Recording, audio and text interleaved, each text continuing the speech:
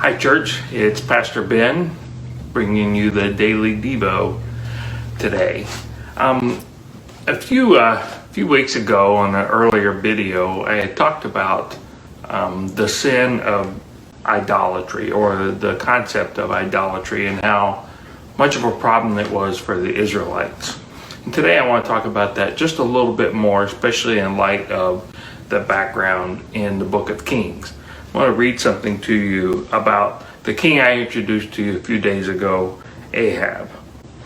Ahab, son of Omri, did more evil in the eyes of the Lord than any of those before him. He not only considered it trivial to commit the sins of Jeroboam, the son of Nebat, but he also married Jezebel, the daughter of Ethbaal, king of the Sidonians, and began to serve Baal or Baal and worship him. He set up an altar for Baal in the temple of Baal that he had built in Samaria. Ahab also made an Asherah pole and did more to arouse the anger of the Lord, the God of Israel, than did all the kings of Israel before him. So I just want to talk a little bit about the religion of the Canaanites that the Israelites had picked up and borrowed from. And if you do any study in modern day cults, there's two things you see in the cults.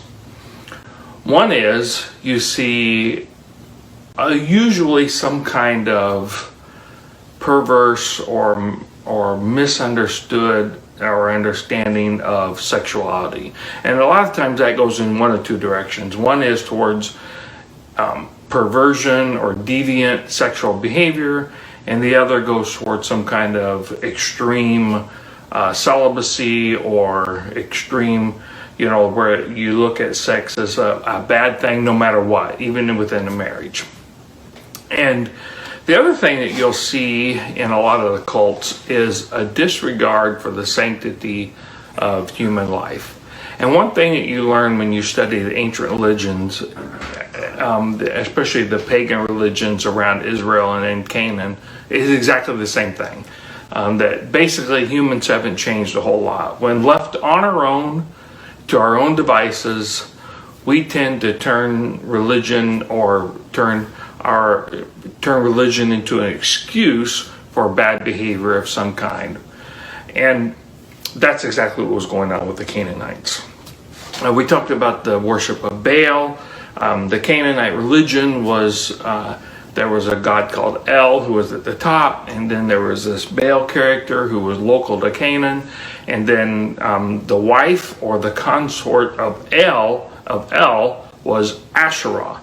Asherah was a goddess of fertility, and what they would do is they would have these temples to the goddess, and within those temples or on the temple grounds were prostitutes, both male and female prostitutes. So the way that you would go and worship the gods, worship Baal or worship Asherah, would be you would go and offer your sacrifice and then have sex with one of the temple prostitutes. And you can kind of understand when you think about that a little bit, why that was so popular, right? And the other thing that was really detestable that the Canaanites did and that the Israelites picked up on was this thing called Asherah poles. Now, if you think about the fact that Asherah was a goddess of fertility, it doesn't take a lot of imagination to figure out what an Asherah pole was and why God found it to be so detestable. If someone was to set up one of those today and worship it, we would be disgusted, and rightly so. And so God was very, very upset with the Israelites for taking on this practice. The other thing I talked about was in addition to the sexual problems that occurred, was the lack of an understanding of the sanctity of life. So one of the gods that they worshipped was called Moloch, and Moloch would have a huge statue where they would build a fire, and then they would take their children and sacrifice their children to Moloch. They would set the child on the hands of Moloch, which would become red hot fire because of the fire inside the idol, and then the children would die in that way, and that they considered that an appropriate way to worship their God.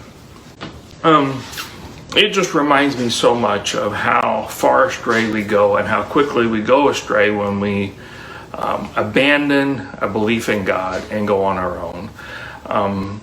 And in my next video, we're going to talk a little bit more about the religious and cultural practices of ancient Israel and what was really going on in the background of 1 Kings. But that's enough for today. Thank you for your attention, and look forward to talking to you again. Till next time, God bless you, and go out and be the church.